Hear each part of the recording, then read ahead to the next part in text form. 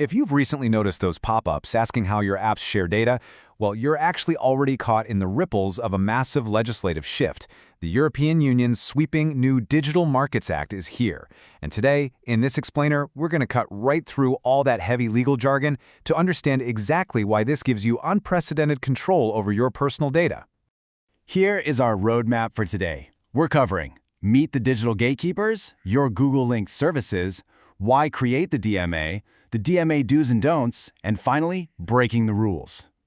All right, part 1. Meet the digital gatekeepers. The whole foundation of the DMA really rests on this one crucial concept, the gatekeeper. We're talking about very large digital companies that millions of us depend on every single day.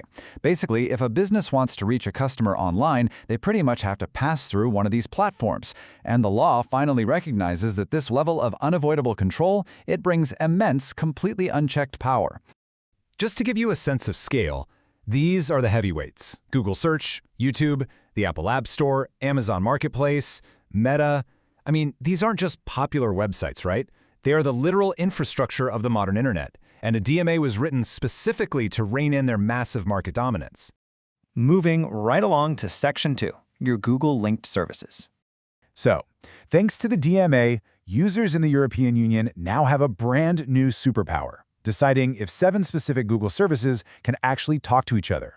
We're looking at Search, YouTube, Maps, Chrome, Play, Shopping, and Ads. Previously, your data just flowed freely between all these silos. But now, you hold the remote control. You can link all of them, none of them, or just pick a select few. Let's put this into perspective. Say you search for the best DSLR camera. If your services are linked, Google shares that search data. Suddenly, boom, your YouTube homepage is flooded with camera reviews, shopping is pushing discounts at you, and ads follow you everywhere. But if you choose not to link them, YouTube stays completely unaware of that search. It's a direct trade-off, really. You give up those highly interconnected recommendations in exchange for a much stronger wall of privacy around your individual actions. Actually, let's bust a major myth right here. A lot of users fear that if they don't link their services, they're going to lose access to their accounts. This is completely false. Restricting data sharing just isolates the apps from each other. It doesn't delete your account or sign you out.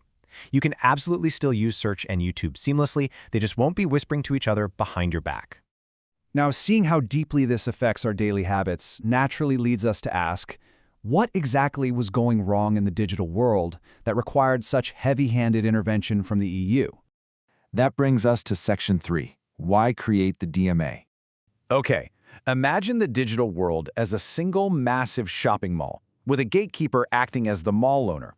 Now, if that owner gave their own stores the absolute best spots at the front entrance, charged rival stores hidden fees, and actively stopped customers from wandering into competitors' shops, well, it wouldn't exactly be a free market, would it? It'd be a rigged game. And that is exactly what the EU saw happening. Before this law, those rigged mall tactics were a digital reality. Tech giants routinely promoted their own products at the top of search results, totally burying competitors. They forced independent developers to use their specific payment systems, skimming huge cuts of the profits. And they pooled massive amounts of user data without ever really offering a meaningful upfront choice. Which leads us to Section 4, the DMA do's and don'ts. Basically, the era of the unregulated digital Wild West is over.